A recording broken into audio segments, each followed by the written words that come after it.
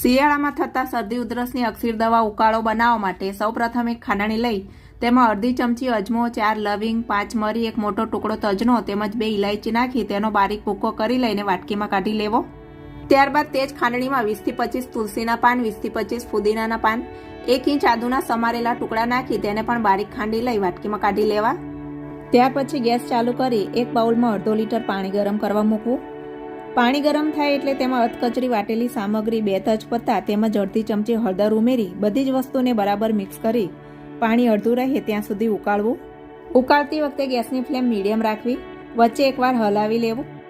પાણી અડધું થઈ જાય એટલે તૈયાર થયેલા ઉકાળાને ગરણીથી ગાળી લઈ તેમાં 1 ટેબલસ્પૂન મધ ઉમેરી બરાબર મિક્સ કરી લેવું।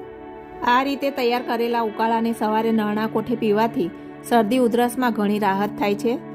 ઉકાળો બનાવવાની ફૂડ રેસીપી તમે તમારી, મારી, આપણા સૌની ચેનલ હિના કિરણ હોમ ફૂડ ઉપર જોઈ શકો છો।